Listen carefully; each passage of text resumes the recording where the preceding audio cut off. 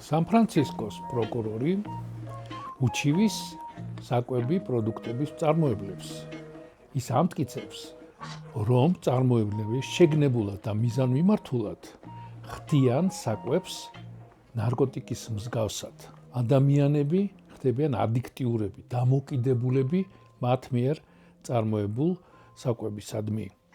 ეს საკვები ძირითადად არის გადამუშავებული ნახევარფაბრიკატები, ტკბილი წყალი, ჩიფსები, ძეხვი, მსგავსი პროდუქტები შეიცავენ ისეთ ნივთიერებებს, რაც ყველევამ აჩვენა და რაც საფუძვლად უდევს პროკურორის საჩივარს, ისეთ ნივთიერებებს, რომელიც გარდა იმისა, რომ აბსოლუტურად მავნეა ჯანმრთელობისათვის, იწვევენ დიაბეტს მეორე ტიპის, იწვევენ სიმსივნეს, იწვევენ როგორ თქვა ეს კოგნიტიურ, ანუ გონებრივ პრობლემებს და შორეულ პერსპექტივაში ფსიქიატრიულ პრობლემებსაც კი, აი ესეთი ნივთიერებების შემცველობის გარდა, აი ეს საკვები პროდუქტები თურმე იწვევენ დამოკიდებულებას, აი ნარკოტიულ დამოკიდებულების მსგავს პრობლემას, რასაც აი ხშირად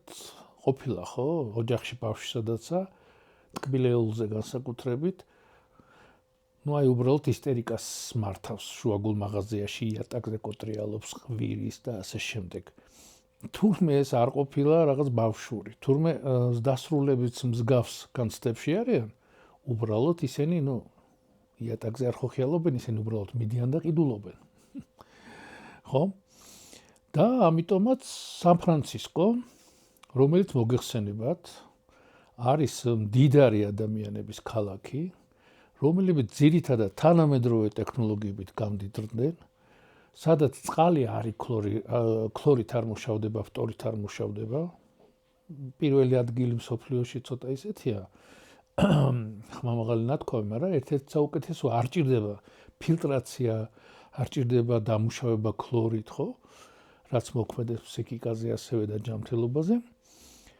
აი ამ ხალხმა აერჩია ისეთი პროკურორი, რომელიც დაპირდა მათ, რომ ამ პრობლემასაც მოუგვარებს, ანუ ის საკვები პროდუქტები, რომელიც მაღაზიაშია, აღარ იქნება ესოდენ მავნე ჯანმრთელობისთვის ერთი და ყველაზე მთავარი არ იქნება ნარკოტიკივით. ეს არის ძალიან ახალი რამ, ძალიან საინტერესო რამ, რომ ამ პლანეტის ყველაზე მდიდარი, ყველაზე პრადვინუტი ადამიანები ამტკიცებენ, რომ თანამედროვე საკვები, რომელიც მაღაზიებშია, პრაქტიკულად ყველა საკვები შეიცავენ ნივთიერების ისეთ კომბინაციას, რომელიც თამბაქოზე და შეიძლება უფრო მეტად დამოკიდებულებას იწვევს. რა ვქნათ ჩვენ?